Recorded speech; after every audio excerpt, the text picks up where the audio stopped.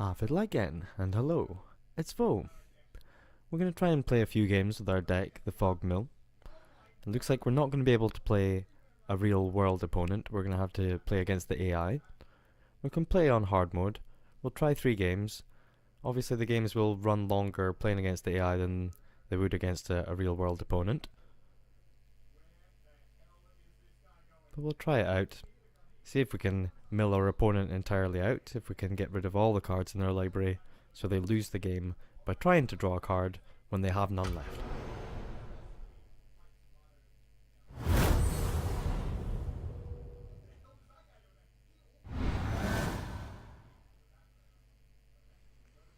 Okay, our opening hand, we do have access to all 3 colours of land, but we've only got Fog, a Torrential Gearhawk, and a Reclamation Sage, so this is a much better hand. We don't have access to the blue quite yet, but we do have Sphinx's Tutelage. So we're in no hurry, we can lay the tapped land first turn.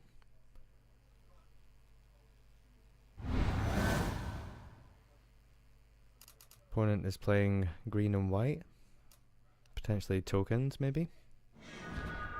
Hopefully they won't have their own Reclamation Sage. So we are going to need an island. We could discard cards, but we want to wait until we have the red mana in play so that we can play one of these Fiery Tempers that we discard. Okay, it's not a Reclamation Sage. They have much bigger creatures. When he comes into play, he has to put 2 -1/-1 counters on a creature, which will be himself. So then he'll be down to the 3 toughness, so we can burn him with Fiery Temper. That'll be okay. Not the end of the world.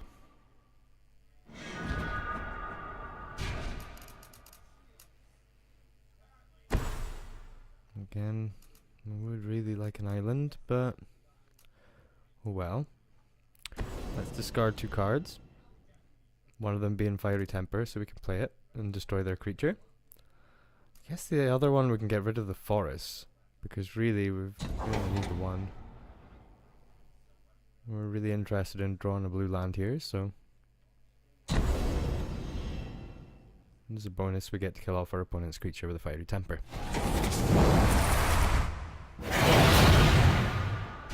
Right, so we have got a blue land coming in next turn. We also have Take Inventory, it's going to help us once we get our Tutelage out. Opponent does nothing with their turn, that's great. We like that a lot. So we'll get out Sphinx's Tutelage. Still got Fog held up just in case they have a hasty creature, but really we don't want... Reclamation Sage is going to be the worst thing to see. So we're really hoping our opponent doesn't have Reclamation Sage to destroy our beautiful enchantment that's going to win us the game.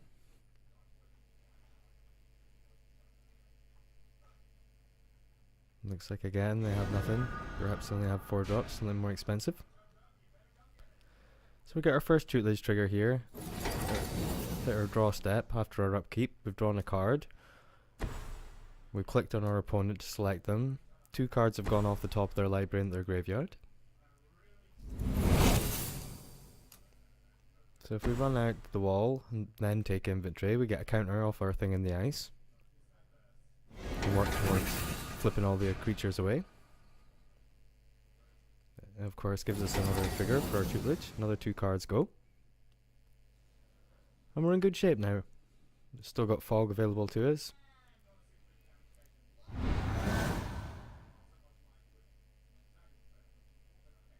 Okay, we have a Hasty Crocodile. Has to put the -1/-1 counters on again, so that's fine. It'll get down within Fiery Temper range.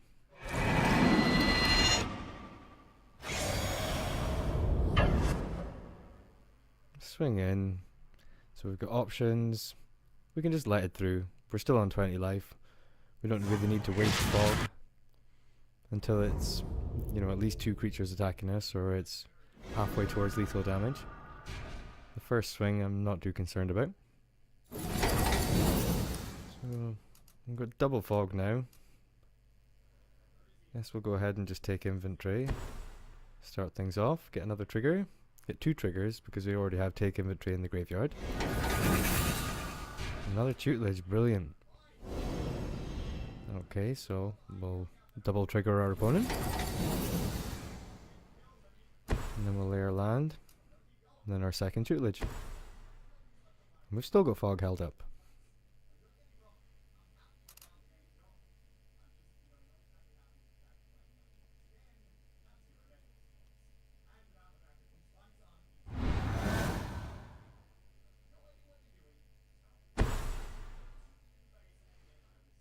Glorybringer is a problem because he's gonna fry our wall. Obviously it's not gonna do us any damage. It's a shame that we'll lose the wall. When he attacks, the opponent can exert him, and then he does 4 damage. So we'll cast Fog, we'll get a counter off our thing in the ice. It's a shame we hadn't got a couple more instances or sorceries out, and we could have flipped it. If our wall only had 1 more counter on it when we played the Fog, it would have flipped. The 4 damage would still be on the stack, but our wall would be a 7-8, so it would be able to survive the 4 damage, wouldn't have a problem with it anymore. Okay, our draw step, we double tutelage. Now when we play take inventory here, because there's 2 take inventories already in our graveyard, then we'll draw 3 cards, which is 6 triggers. Seems good. It puts another instant or sorcery in our graveyard so we can perhaps rise with the tides. Can't see us needing to. With 2 Sphinx's tutelages out, should be fairly safe to just mill away their entire deck. Yep, we're almost there. Just run out of land. Don't really need to worry about anything else.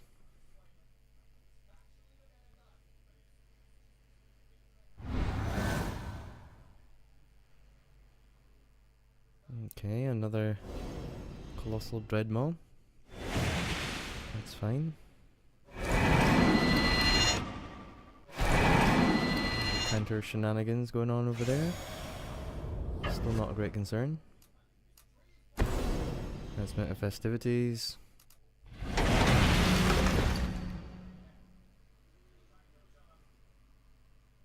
No damage, no problem. Opponent cycles the card. Well, they're bringing themselves closer at the end there. Fantastic AI decision making.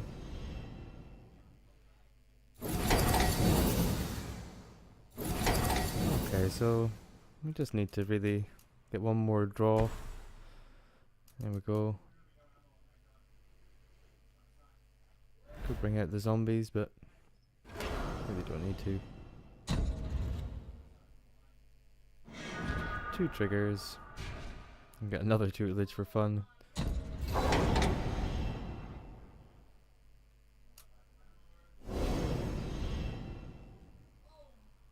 So double mill them.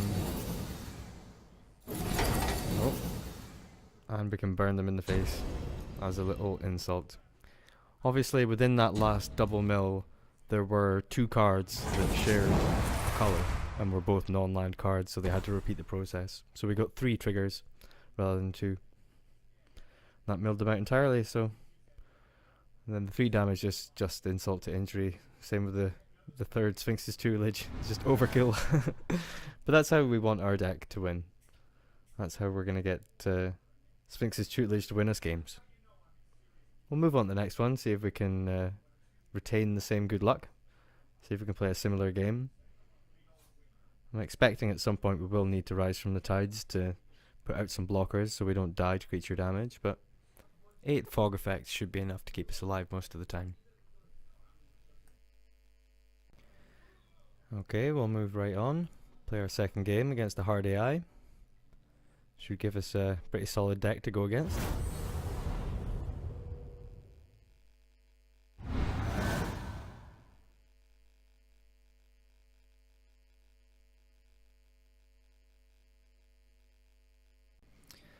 So risky keep with only 2 lands.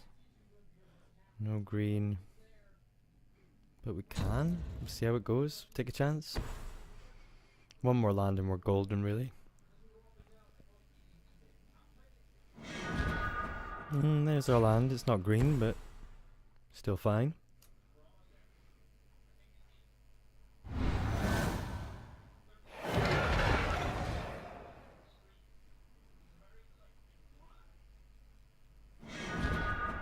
And we've got tutelage, so we're in very good shape now.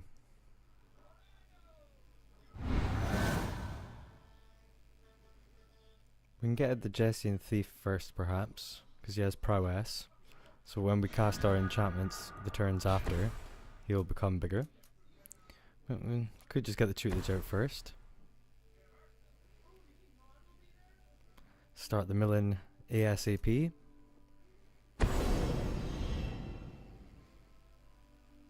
It's difficult having so many 3-drops because you have to decide which order to get them out. If you get the thief out and then play tutelage the following turn, he gets bigger, which should make the difference in him attacking. But against 2 creatures with vigilance, he's easily blocked, so we probably made the right decision in getting the tutelage out first. Soul Stinger. It's a little bit annoying, we'll try and get rid of him at some point.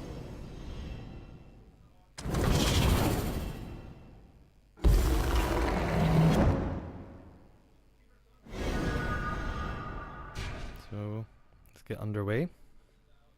Now once we've got tutelage out, it combos very well with Fevered Visions. So we really want to get Fevered Visions out next. Hopefully we can draw land in our end step.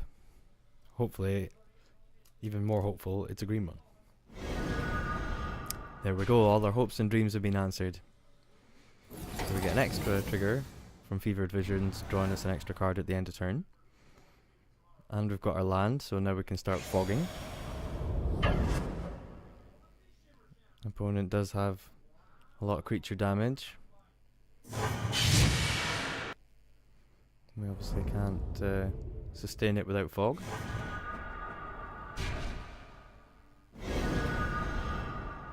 The lands are pouring in now, that's good. We can take inventory and fog, perhaps.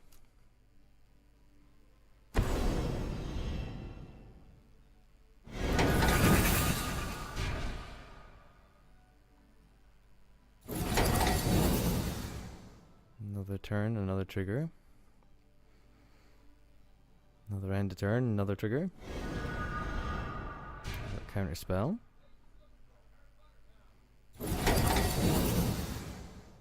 At the point of having it discard. Don't have any of our amazing spells. Suppose we can get rid of a land. We do have another one in hand to play next turn if we don't draw another land. Opponent's getting in. We can let them get in since there might be more to come. There's still an alright life total. 10 is fairly safe, I think. The opponent's getting out the Plague Belcher, as we had in our zombie deck. We'll potentially lose this life when our opponent's creatures die. Another tutelage. That's what we like to see. So we can get out tutelage and still leave up another fog.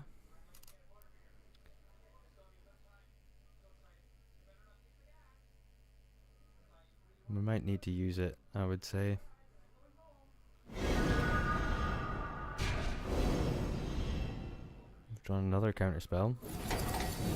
Don't really have the 3 mana available to us. If we had more lands, if we were more flooding out with lands rather than flooding out with spells, then we would maybe leave that up, but as long as we keep the fog up, I think we'll be alright.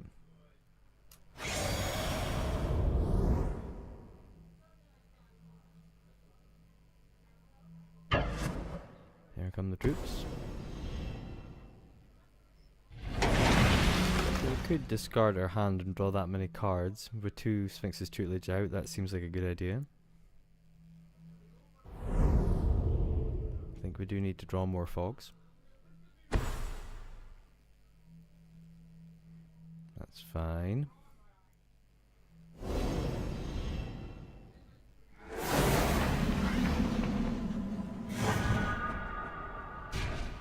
So our opponent's been taking 2 damage at the end of their step from drawing a card and having more than 3 in hand, 4 or more.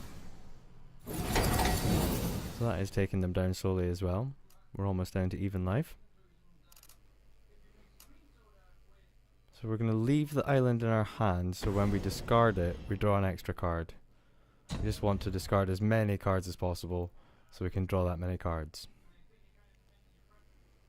Could also do damage to a creature or our opponent, but we can just leave up the mana that we have left over to perhaps take inventory. Of course, it didn't leave us the green mana untapped for us to fog. That's unfortunate. We should have manually tapped our lands so we could leave up a green land just in case we do fog.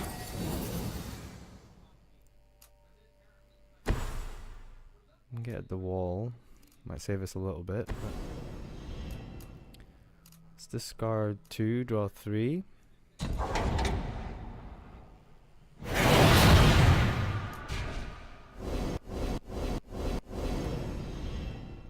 And again, super overkill. So many triggers. Opponent has no cards left. Guess we don't need that fog.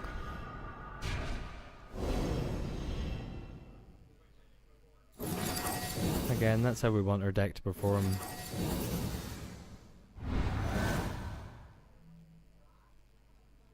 Even against quite a strong creature-based opponent strategy, fog kept us alive long enough for us to tutelage our way to victory.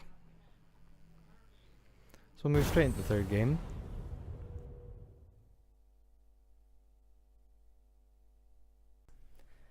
Two mountains with a bunch of green and blue cards is not keepable.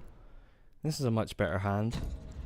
We don't have Sphinx's tutelage yet, but we can hopefully draw into it. We do have take inventory for a turn 2 draw.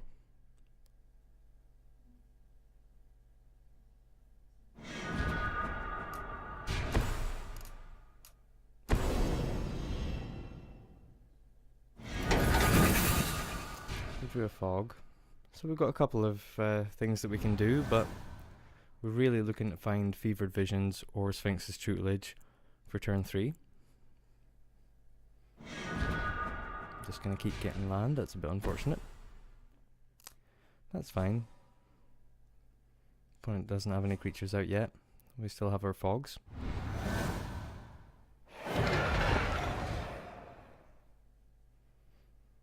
See if they have a turn 3 play. They do. It's a lifelink guy.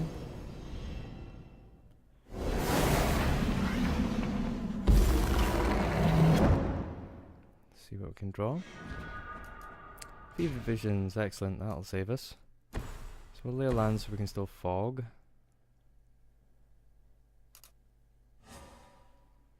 Again, we don't really want to fog this one lifelink guy. We don't want them gaining life particularly, but Radiant Flames, we could burn it away.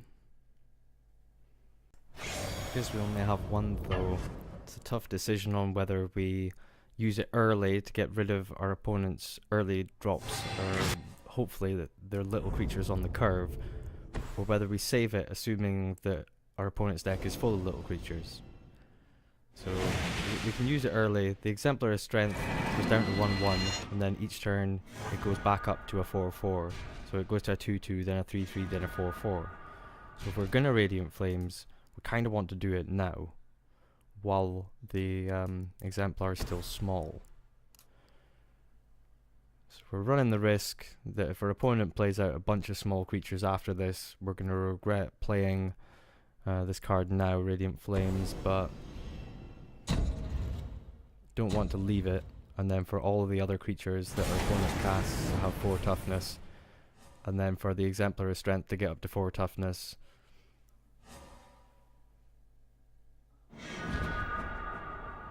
More fogs, so regardless of what happens, we should be okay.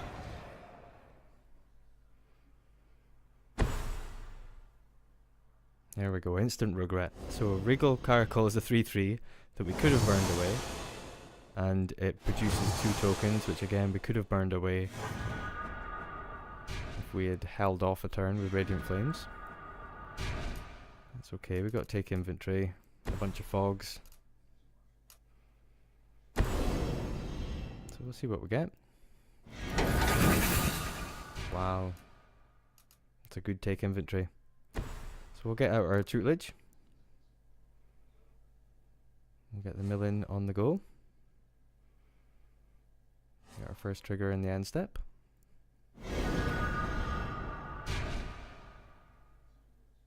Favor Visions is doing some work and doing damage to our opponent. So we don't really want them gaining life from these lifelink cat tokens. And because we're drawing 2 cards every turn, don't want to have to end up throwing them away, so we may as well start using fogs.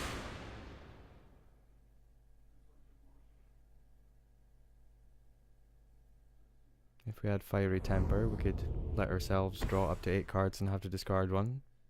Leave 1 free red mana. Here's another small creature that's going to make us wish we saved our Radiant Flames. If he puts the -1/-1 counter on himself, again, he'll be down at 3 toughness. He's not. Regal Caracal, okay.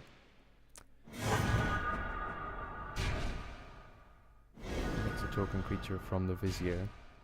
Vizier says whenever the opponent puts -1/-1 counters on anything, gets to make a 1/1 Death Touch token creature. Right, so we draw 3 cards, 3 triggers. We get another tutelage, which we should just run out. Hold back, get another fog. You're at 7 cards, so we'll draw up to 8. And have to discard 1, but get rid of the land, I suppose. Another fog, everything's fine. This army's getting bigger, but we keep drawing fogs, we're alright. So we could discard Rise from the Tides. I can't see us wanting to make zombies. We could discard the counter spell, but it's easy enough just to discard a land. Having multiple lands in our hand. As long as we're laying 1 per turn, we're fine. There's the White God. The opponent's army is impressive. Definitely wish we'd kept Radiant Flames till later on, but we're fine with our fogs. Adverse weather conditions stopping us being mauled to death by a bunch of cats. I think if we were facing a real world opponent, they'd be rather frustrated with us by now. And bam somebody, that's fine. So we're getting close to being able to finish them off. Our Collective Defiance, if we bin most of our hand, should be able to create enough triggers to finish them off. If we use the Gear Reach Sanitarium first, we draw a card, discard a card, that's 2 triggers. Then we use Collective Defiance to bin 5 cards to draw 5 cards, that's 10 triggers. And that'll be enough.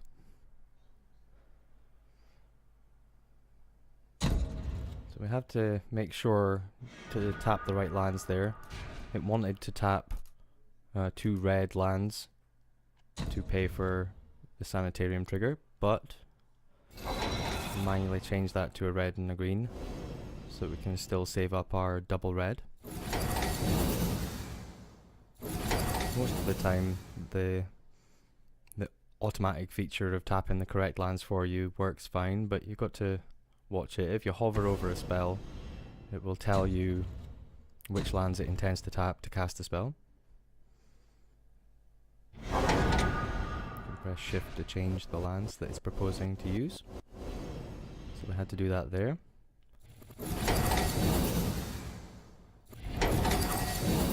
Plan well executed. We've even got take inventory for insult to injury drawing cards. Draws us 4, which is 8 more triggers than we need. Then fevered visions at the end. We'll make it 10 more triggers that we don't need. Some opponents will play with 70 card deck or an 80 card deck to try and stop them getting milled out, but even in that instance we still would have got them. We've got 9 cards at the end of our turn, so we discard 2. And that's it. And our opponent's upkeep, when they go to draw a card in their draw step, they lose. That's the milling deck. Very satisfying to win with alternative win conditions like milling your opponent out. It's a long game strategy, but it's very satisfying to pull off. We would ideally like to have 4 Sphinx's Tutelage and 4 Fevered Visions in our deck, but Duels limits us. We can only have 3 copies of Sphinx's Tutelage and 2 of Fevered Visions, and that's where Arena, the new game, stands out. It's better than Duels because you can make the decks, construct them entirely the way you want. We'll go on to that on Monday when I take you through our first time into Arena. Until then, take it easy, good luck in your games of Magic, and I'll see you soon.